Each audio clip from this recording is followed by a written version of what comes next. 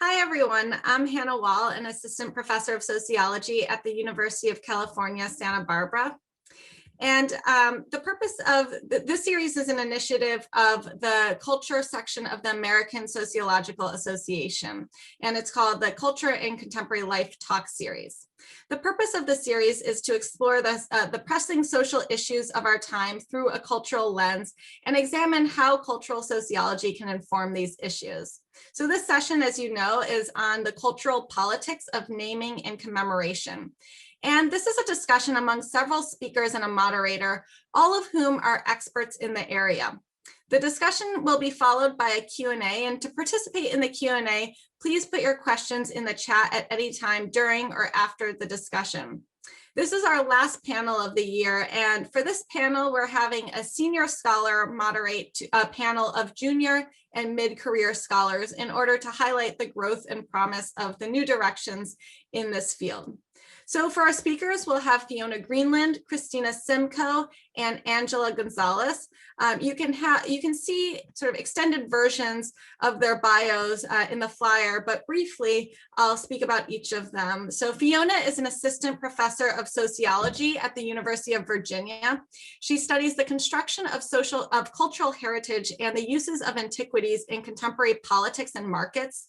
And she just published her book, Ruling Culture, Art Police, Tomb Robbers, and the Rise of Cultural Power in Italy. Christina is an assistant professor of sociology at Williams College. She studies collective memory and trauma, focusing on the memorializing of events from 9/11 to Confederate monuments and the future of these monuments. And her current book project, Suffering from Reminiscences, examines 3 terrorism memorials and their companion museums. And Angela Gonzales is an enrolled citizen in the Hopi tribe and associate director of the Arizona State University's School of Social Transformation. An interdisciplinary scholar, Angela co-curated the 2009 Smithsonian exhibit, Indivisible: African Native American Lives in the Americas. Robin Wagner-Pacifici will be moderating the discussion. And Robin is a university professor affiliated with the Department of Sociology at the New School for Social Research. And she's long studied how we commemorate and remember events, from her AJS article on the Vietnam Veterans Memorial to her most recent book, What is an Event? So I'll turn it over to Robin now to get our discussion started. And thank you very much, Robin, for moderating. Thank you, Hannah. It's great to be here. I'm really honored to be among such wonderful sociologists. And I know we're going to have a fantastic conversation. We had a little bit of a pre-session conversation that none of us wanted to stop. So I know that we're going to be continuing with that.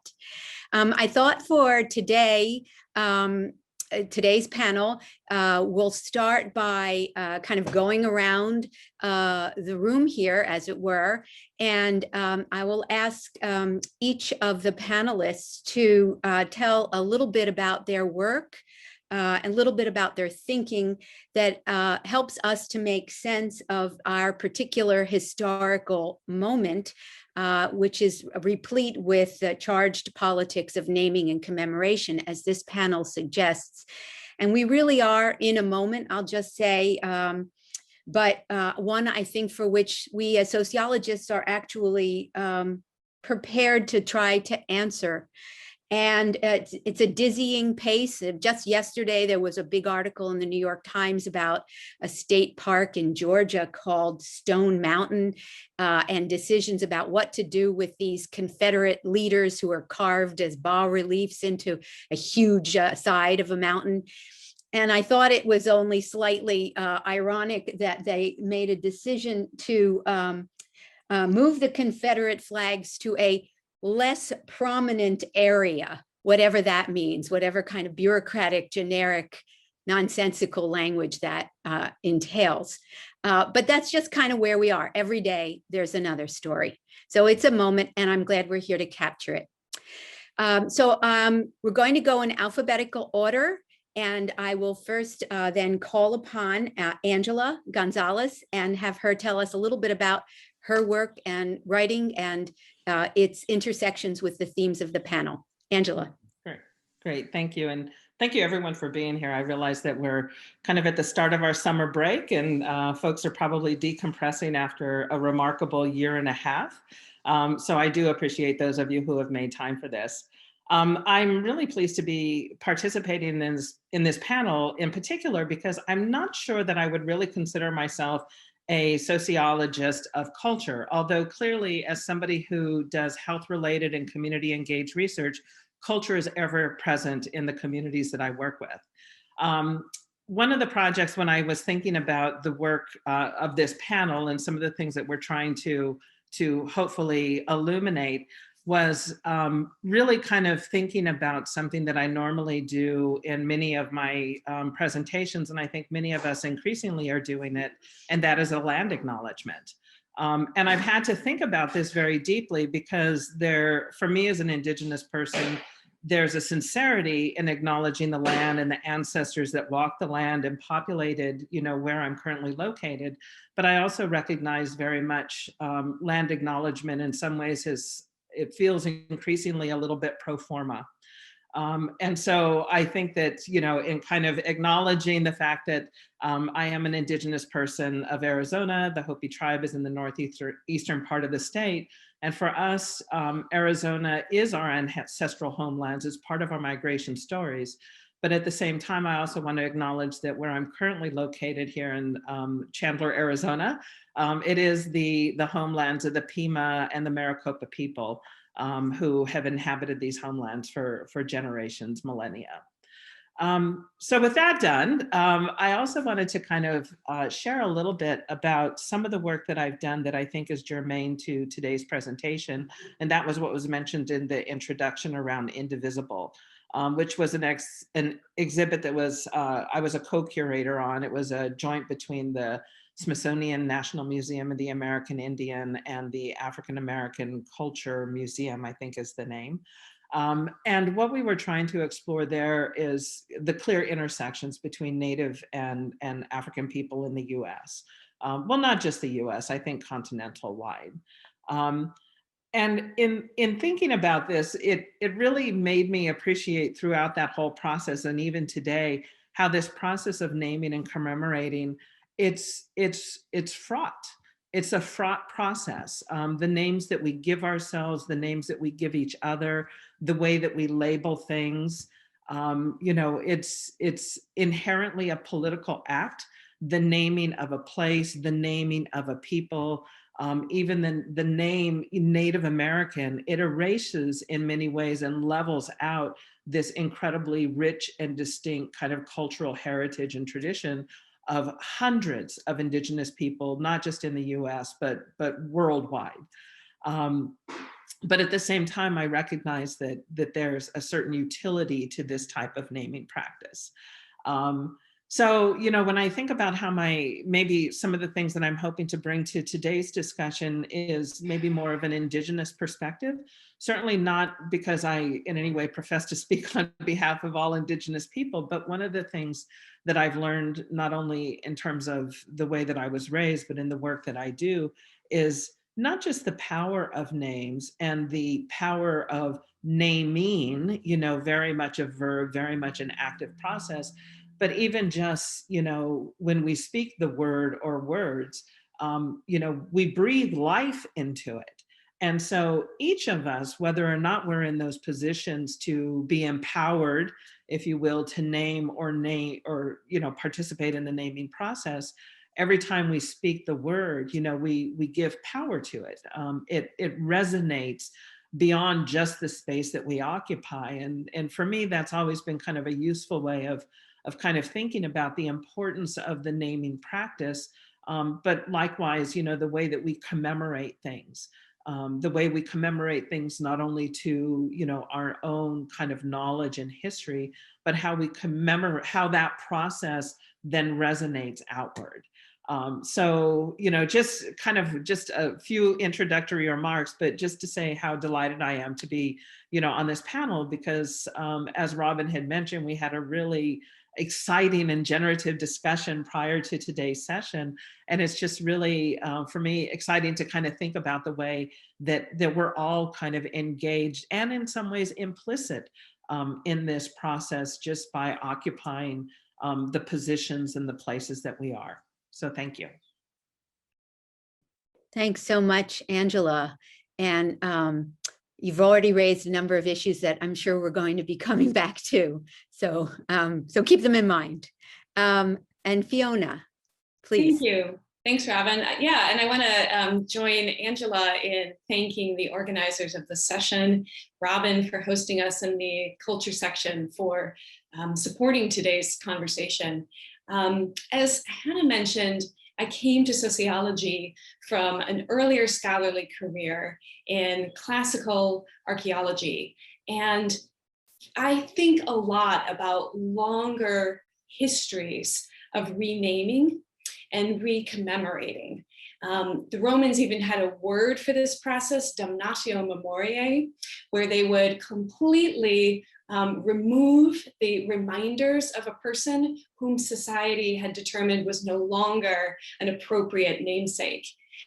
And so I too think how we are in a moment, as Robin put it, and I really like that term, so maybe I'll use that to frame the rest of my comments. We're in a moment, and I think, what kind of moment is it? So renaming happens constantly. We could say it's a frequent feature of social life, renaming people, businesses, buildings, streets, public parks, sports teams, species, even celestial bodies, right?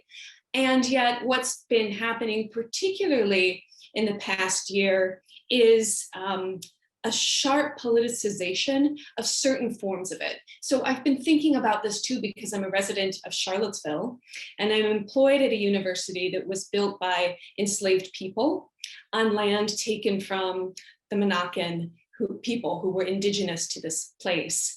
And so all of this has come into full force in the teaching, in the everyday life and fabric of the community.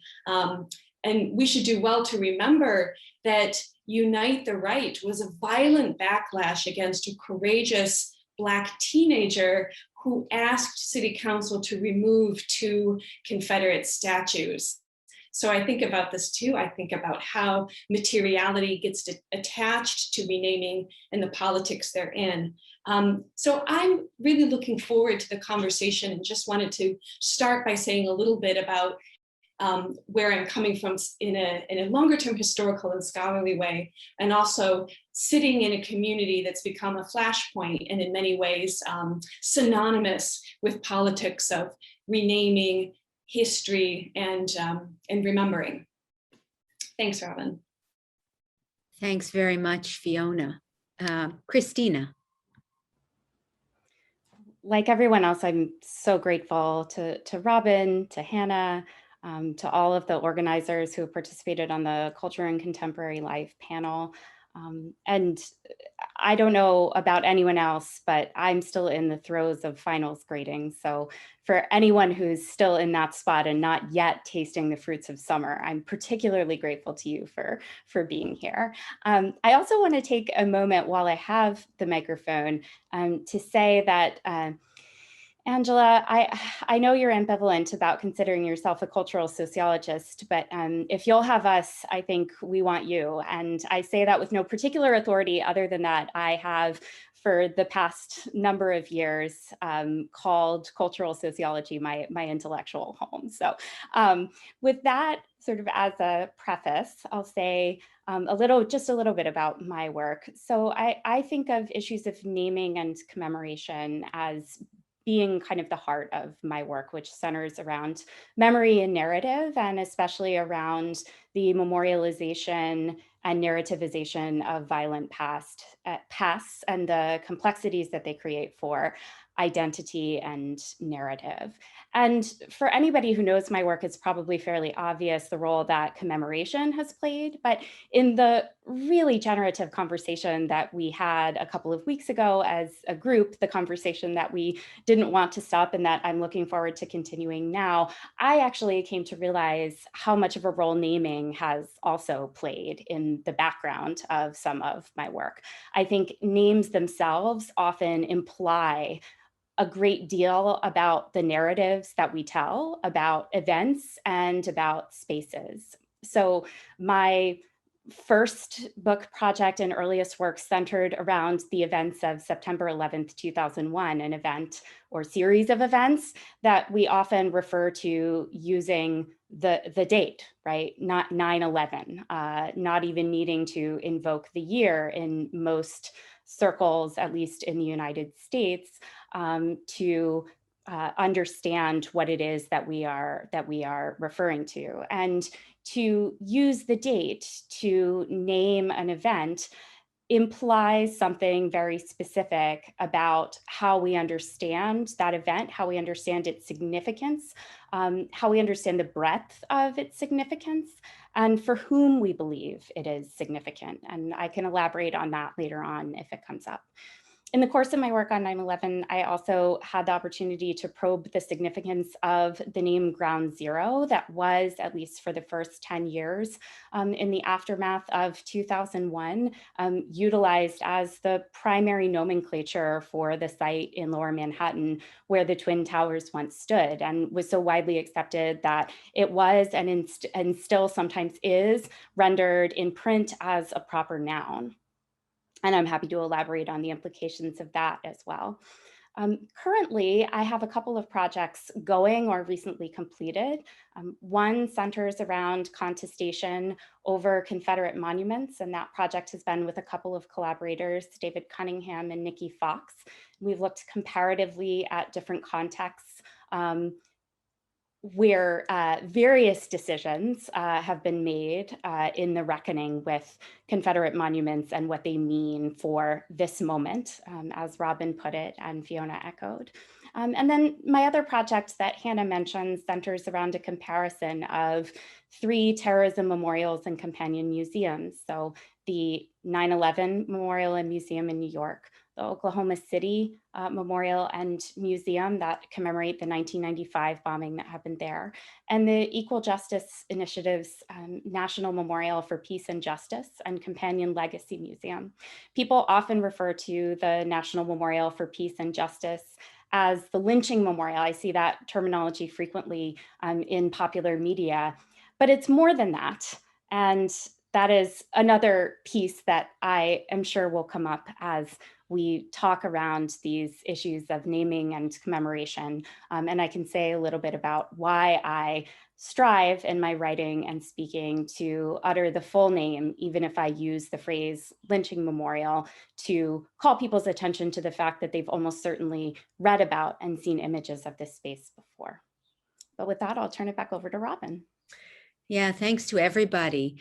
So we can already see the lineaments of a great conversation here and the themes that have been raised. And I want to maybe pick up on one of the emergent themes that has to do with the attention that we give to names, the consequences that particular names have, and the attitudes that we have toward their utterance, toward their recognition and their utterance. And you know, it seems that across all of your work, there's preoccupation with degrees of formality or informality in approaches to names, both on the parts of the people, the agents and institutions that you're studying, but also on our own parts as analysts and as sociologists,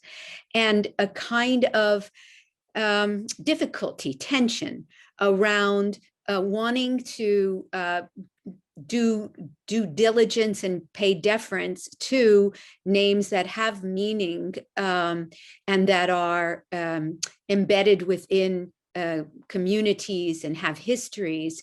But at the same time, a wariness about falling into a kind of automatic, perhaps. I think, Angela, you used the term a kind of pro forma, almost ritualized, mantra of names, and thinking we've dealt with situations by just doing that. And I just wonder if you all would enjoy kind of developing this a little bit more as a theme, this issue about the consequences of names, our attitude towards names, and how that's come up in your own work, both in terms of the people and institutions you're studying, but also in terms of your own struggles, perhaps to get it right.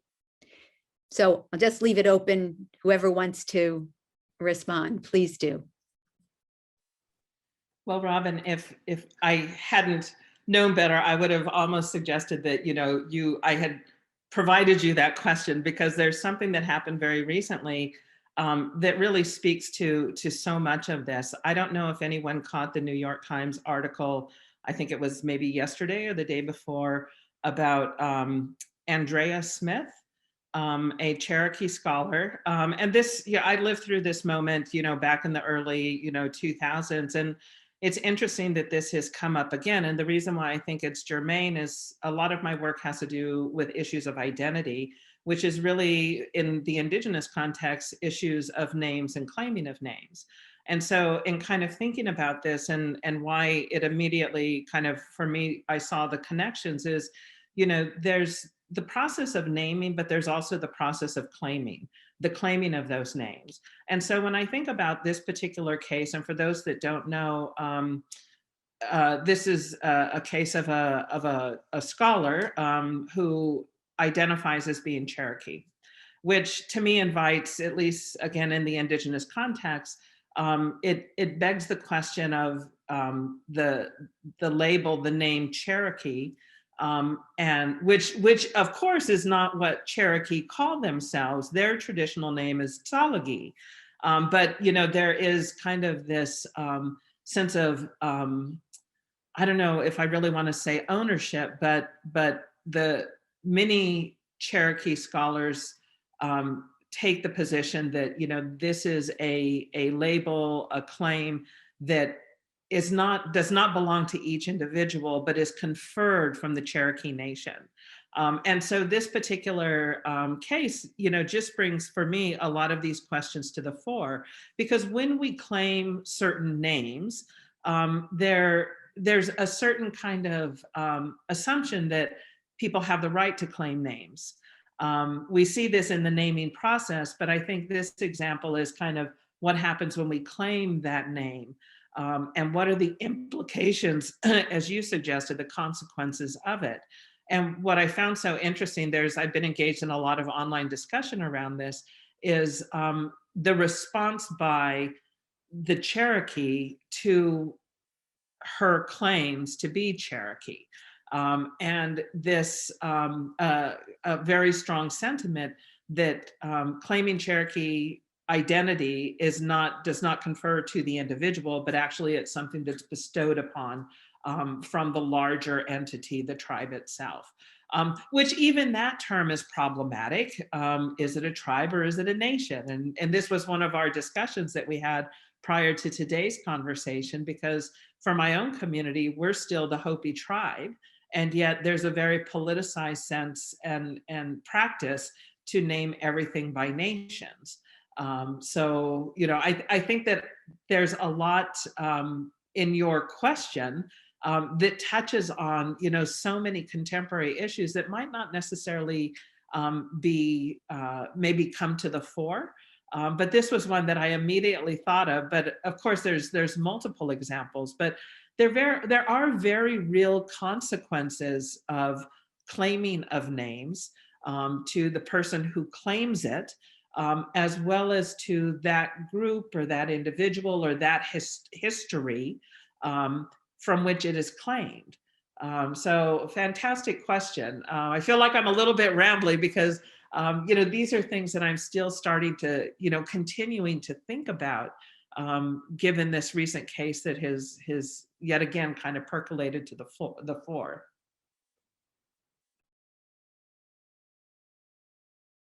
Thanks so much, Angela. Yeah, I just read about that case today, as a matter of fact. Yeah. Would either Fiona or Christina also like to weigh in on these issues or themes? Yeah, there's so much there, and I'm grateful to Angela for bringing in that article, which I read too with great interest, and actually crystallizing, I think, a really key idea there that probably transcends all of our work and ideas that brought us here today, that there's a role of the collectivity in affirming and in recognizing and in responding to a name. So that claiming that Smith put in motion also undermined, in this case, the collectivity. And so I think, and I hope that I'm getting your perspective on that, Angela.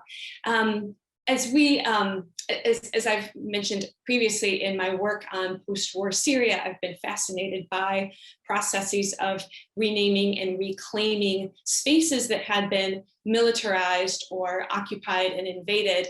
And there are many tangled histories and layers of colonialism, nationalism, authoritarianism, and then a revival of in localized and identities and people who have had to leave the country and come back. And so again and again, the role of the collectivity comes up in these conversations, that it isn't enough for a specialist or an individual to invoke or claim a name on a map, on a plaque, on a street sign. I think always as sociologists, like, we're well equipped to pay attention to these collectivities. And here I'm gonna pretend that Christina, Angela, Robin, and I are actually sitting on Robin's couch rather than speaking to the screen.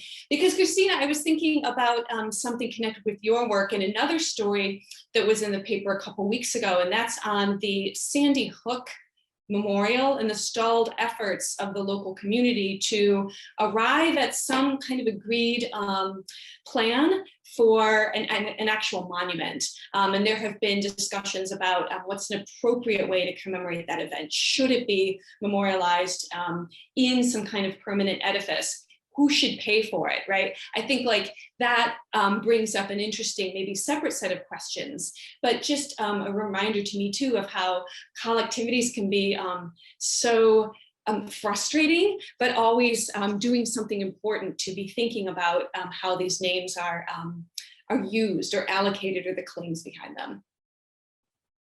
Yeah, I'll leave it at that and let Christina jump in.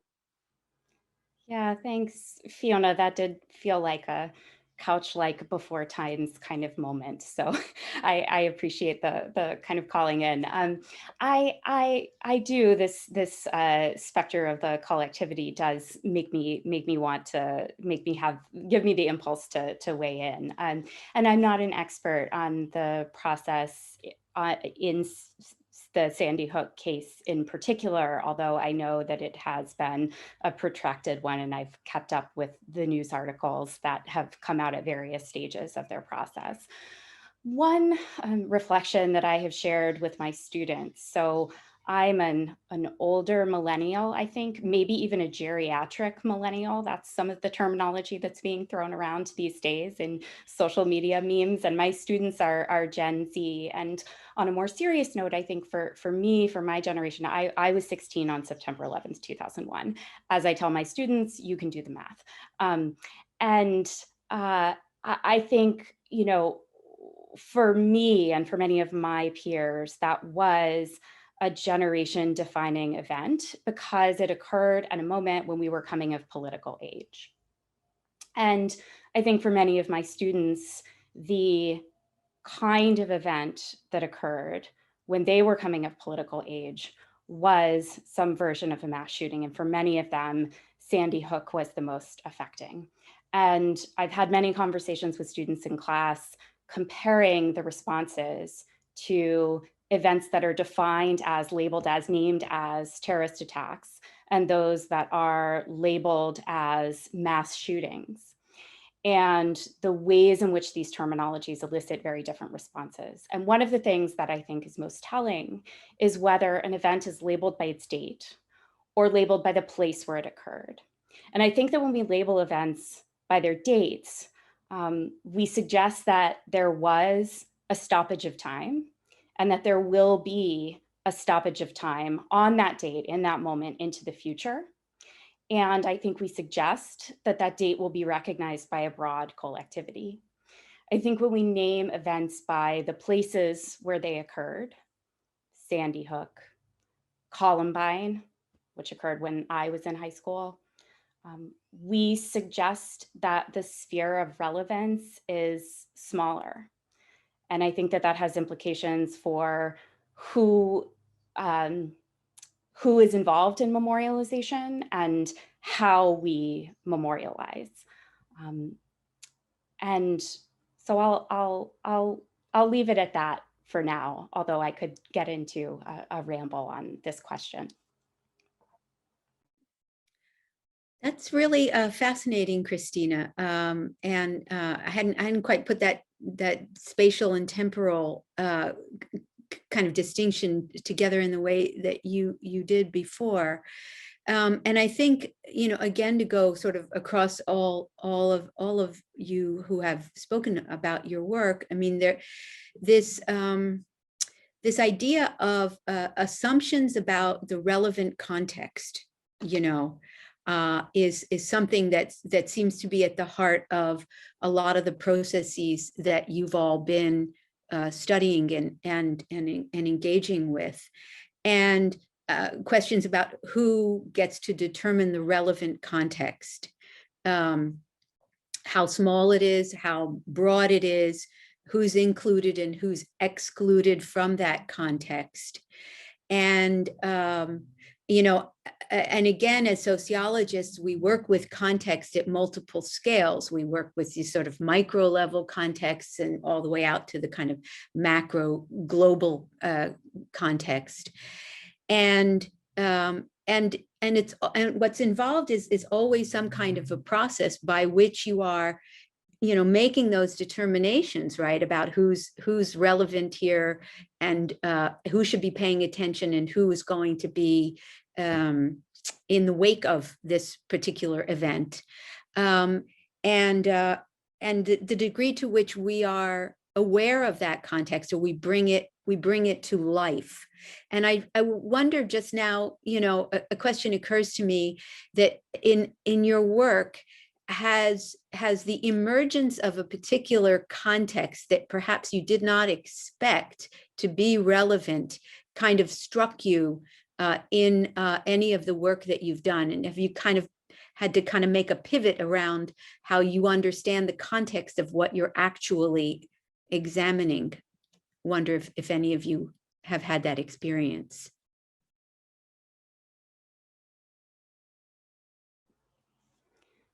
So I have a relatively minor, but ultimately in its consequences, fairly major example of that. With contestation over Confederate monuments. And Fiona can speak to this probably from the Charlottesville context. There are decisions often that are made at a local level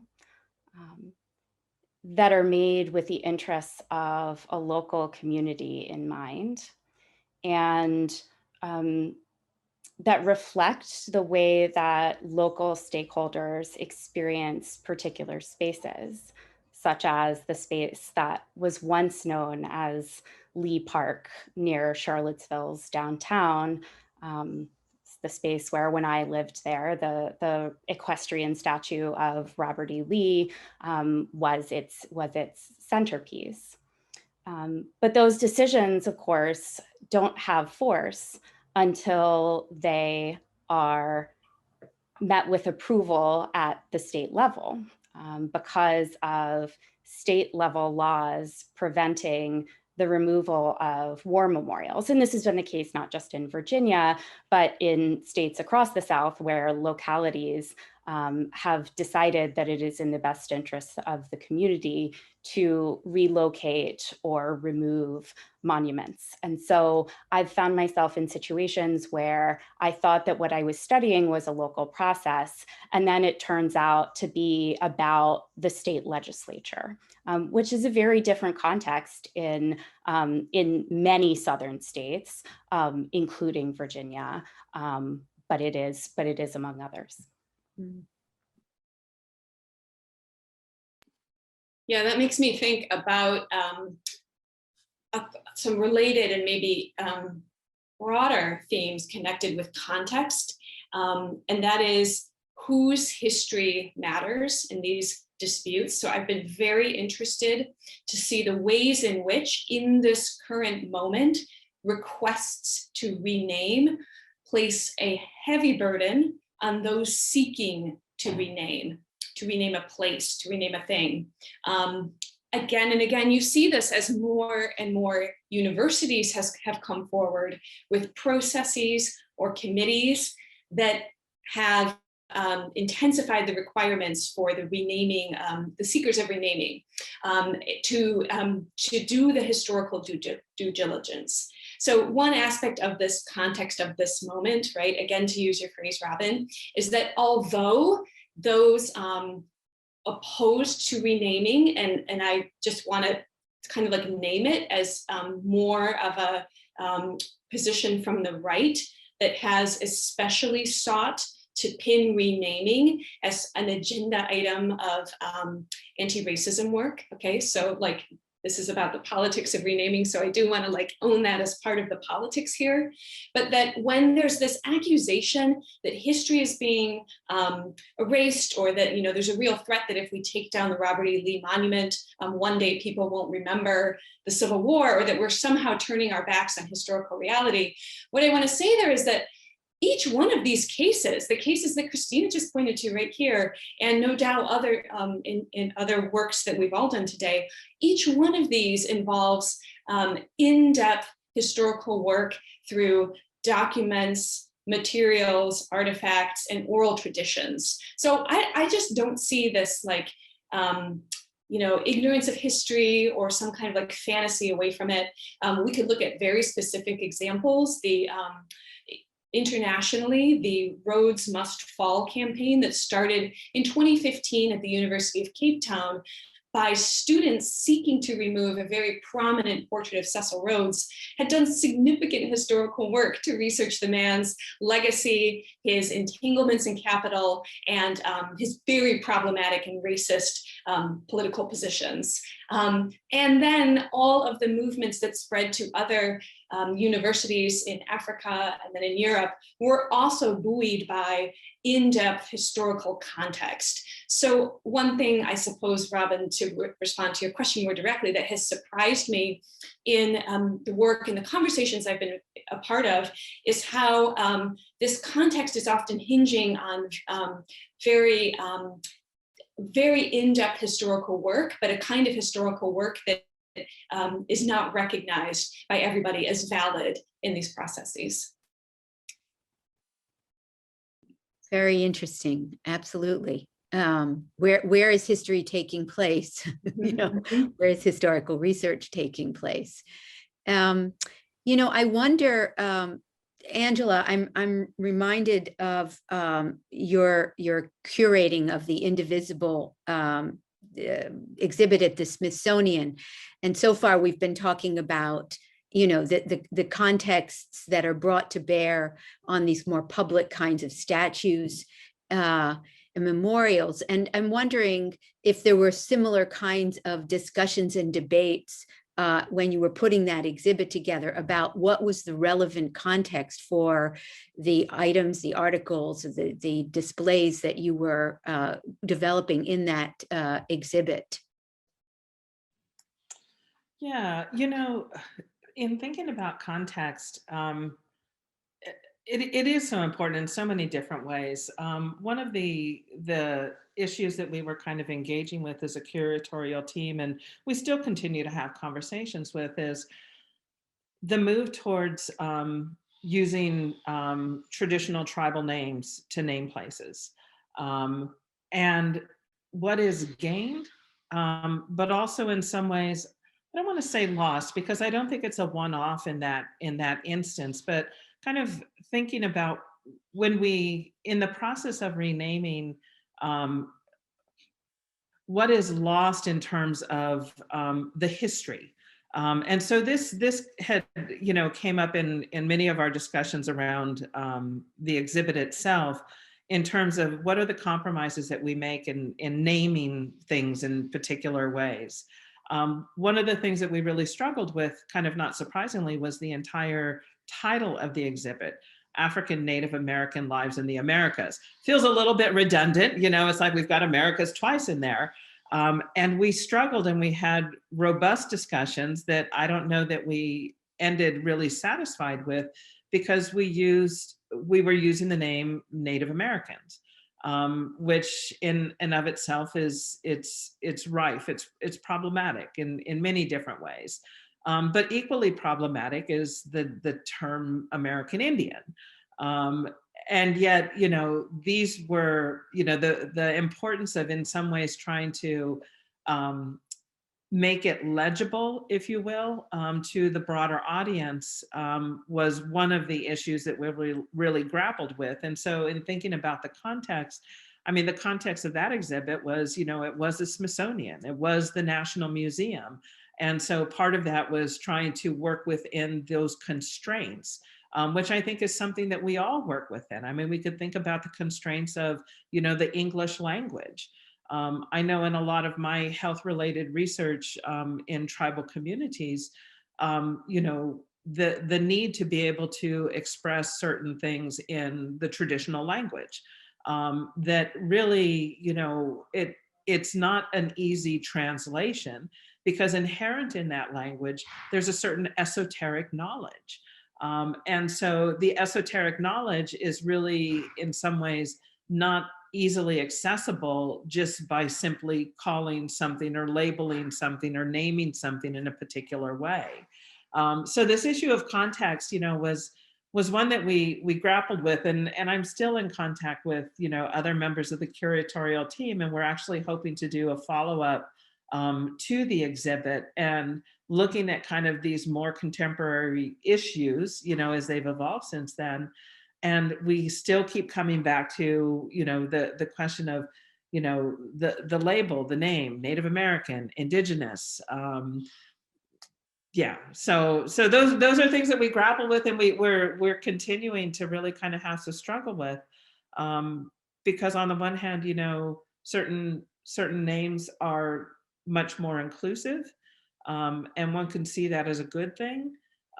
But at the same time, by erring on the side of more inclusive names or labels, what is lost in that renaming process?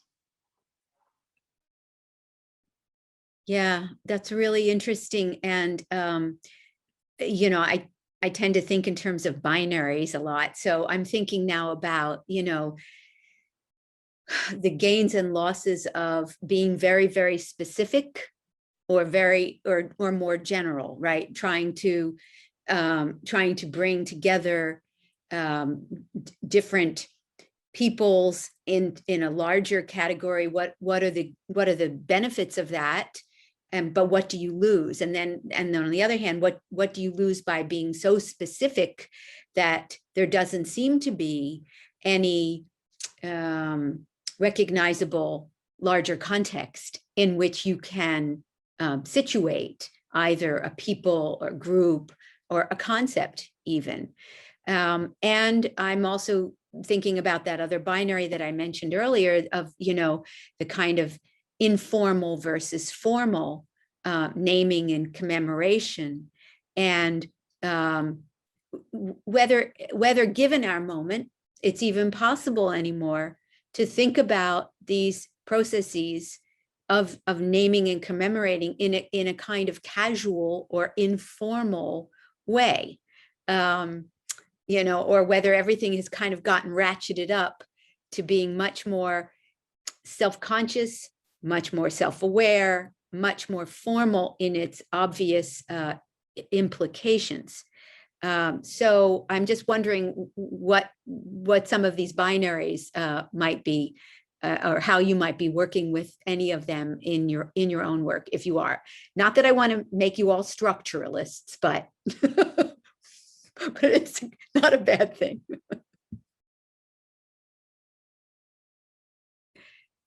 That was a question. Yeah, I've been thinking a lot about public and private, and then family life and public life. And so, Robin, your question kind of has me thinking about schools and ratcheting up. So to prepare for this conversation, I just did a little research to see how many school renaming cases I could find from 2020. And I came up with about 100. That's just a number based on media searches, and it includes K through 12 as well as higher education. So what kind of a number is 100? Is it a lot? Well, it's a bit more than what I found for 2019. And I should say that the majority of that 100 comes after the murder of George Floyd. And yet, according to the National Center for Education Statistics, there are 130,000 K through 12 schools in this country, and a bit more than 5,000 colleges and universities. So then 100 doesn't look very big, right? So to those who say, what's next? Are we going to rename everything? We have a long way to go until we get there. And also, maybe, but let's focus on what are the cases now in the conversations that people want to have about that. But I think that one factor that maybe explains why, in particular, these school renamings have been ratcheted up. Just look at the coverage in and around the San Francisco public school district and the controversy there about renaming requests. Our school boards have become entrenched in partisan politics over the last 20 to 30 years through a number of factors that sociologists have studied. And I think it's in these spaces that really bring together local with the state and national, family with the public, youth with adults. These are pretty cherished binaries in US society. And it's maybe no surprise that this moment feels intense, because these school cases have really elicited strong feelings in particular. Folks really attach memories and certain significance to schools, school spaces, mascots, traditions. I'm not at all against memories or nostalgia, but I think we really need to stay curious and critical about the other claims that come with those sorts of things. So yeah, I would say I'm thinking a lot about binaries in and around these school renamings. And I'll bet that everybody on this call can point to something at their own institution that's come up for conversation around renaming.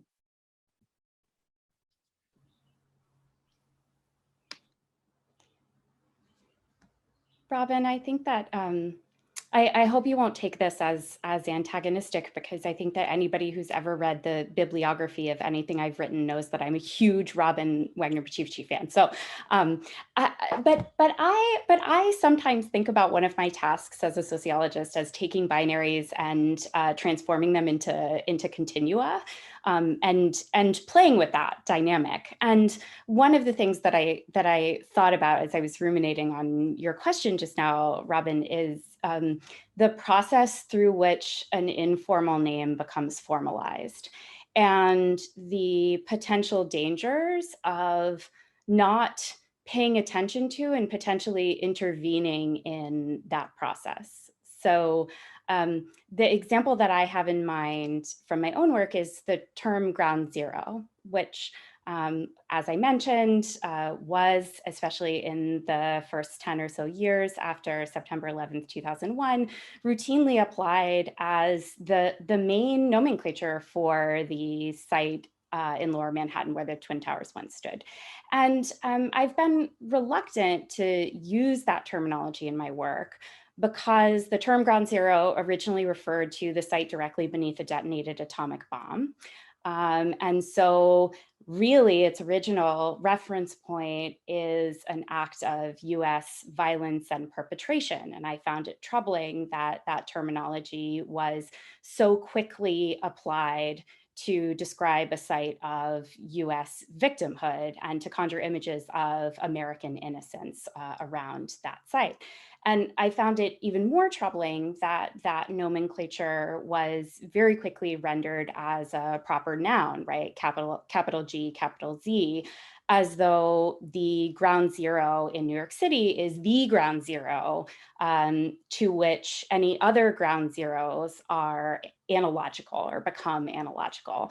And that even led to a little back and forth, bit of a tiff with my copy editor at Oxford University Press when I published a book on September 11th, 2001, and its memorialization, because Oxford University Press generally defaults to capitalizing that terminology when it's applied to that particular site. And so I just kind of want to point to those spaces in between, right? The moments in which a terminology is starting to coalesce or crystallize or congeal, because it was only, a couple of hours after the Twin Towers crumbled that news reporters and politicians started using the language of ground zero on the air and in print. And it very quickly became a kind of formal terminology, even though it never had that formal status. And it seems to me that those are the spaces where we can intervene and make the nomenclature reflect the narratives that we wish to perpetuate about particular moments and spaces. Absolutely take your point, Christina, about continua. So I just gotten a question from the audience that I will read and give to the panelists. This is from Terry McDonald. And the question reads, in part, this discussion is about the challenges of representation, how inclusive or not, when are historical representations problematic, names and commemoration sites become points of contestation. Will we see a decline in commemoration because of the rise of contestation and political risks? Or will commemoration and naming look different going forward in the light of these challenges? I think that's a great question. Would any of you like to take that up? What do you think will happen?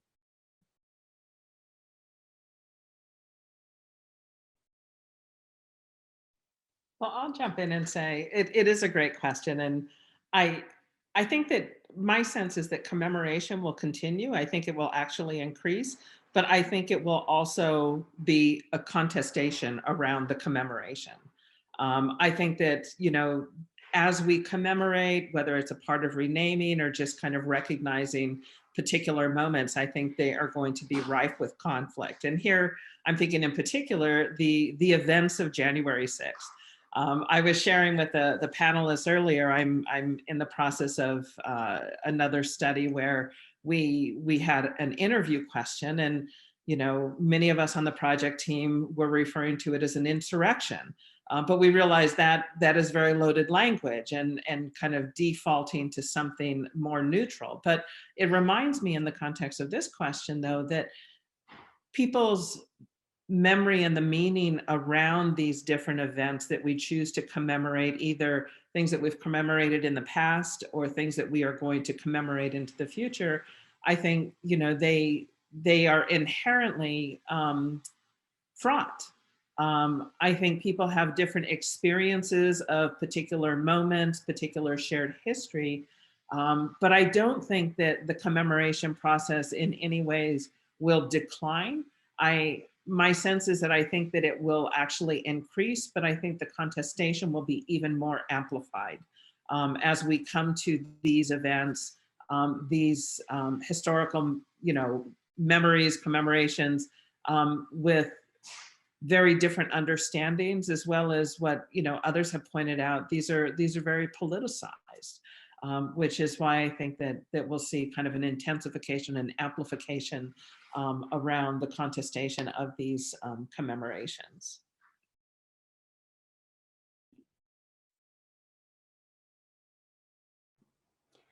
I usually like to say that sociologists got out of the business of prediction with Karl Marx.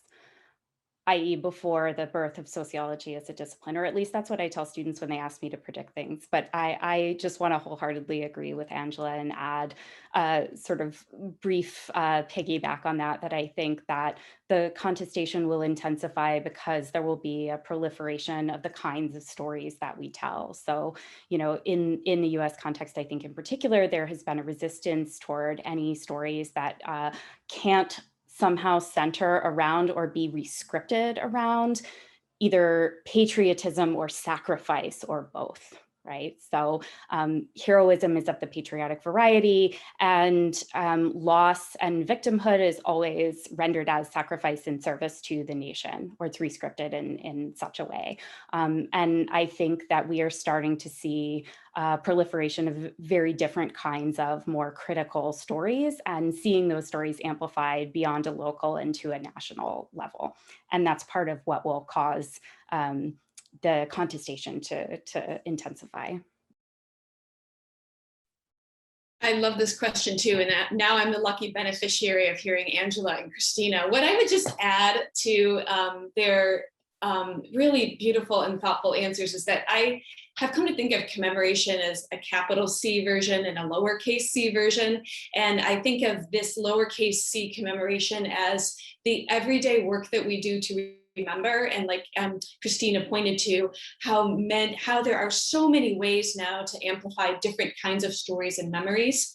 And then with capital C, I think about the bureaucratic machinery behind it. And here I feel encouraged because, and I agree with you, Angela, that will continue to be contested heavily, but I'm also hopeful that there's progress. I do think that municipalities, institutions, and other people and bodies that wield power are more mindful, are thinking carefully about representation and the work that naming does. Maybe we'll see that in how gifts are accepted or not accepted, or how individual naming, renaming, and commemoration is actually played out. But these are conversations that are exciting to me because they're happening in places that you wouldn't normally associate with like close, careful, critical work and scrutiny. So I think, Terry, absolutely, we're going to see it continuing to happen, and also to be politicized in ways that might have really productive outcomes.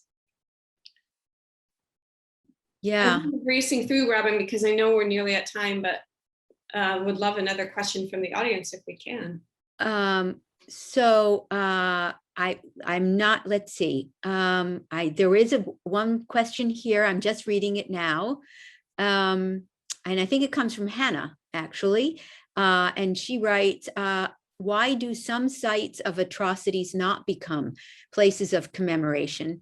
I'm thinking of plantations in particular that have actually been reused as places of leisure, where people celebrate weddings and have hunting lodges.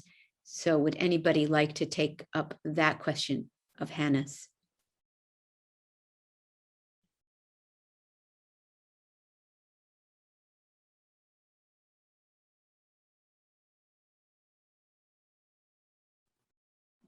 Yeah, Hannah, you've asked a really hard question. I think, yeah, right. There's this phenomenon here in the South where former plantations, which were violent sites of exploitation, are used now for weddings, wedding parties, and other like luxury getaways.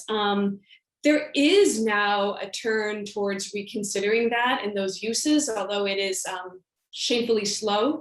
You know, I think, Hannah, it has a lot to do with who is taking up the fight and then who is amplifying that fight. And it goes right back to that opening question of being in this moment and who is like at the levers to really to shine a bright light into these spaces and on these problematic practices, right? Hannah, I'd love to know what you think of that too. Thanks. There's a quote that I think comes from the anthropologist Mark Hodge. Tell me what you have forgotten and I will tell you who you are. And I think maybe that is the one-liner that best explains the US South, white US Southerners' relationship to plantations, which I do see taking a bit of a turn now, but only slightly and only through long and diligent labor, memory work on the part of constituencies who wish to construct a different version of collective identity and narrative. Mm-hmm. Yeah, and I think maybe just to sum up a little bit of what you all have been saying, you know, an amplification of legitimate constituencies, right? I mean, that's certainly one thing we are seeing, a realization on the parts of constituencies that they are legitimate bearers of memory and legitimate petitioners, agents for commemoration and for renaming, and an ability to articulate this in the public sphere at all of those various community, state, national levels. And that's certainly not going to be, I think, diminishing, all to the good for all of us, I think. It looks like it's 4 o'clock. Hannah, is this our hour of, yes, there you are, okay. Yes, thank you so much, Robin. And thank you to all of the panelists for this really, really fascinating discussion. This was really, really just really generative.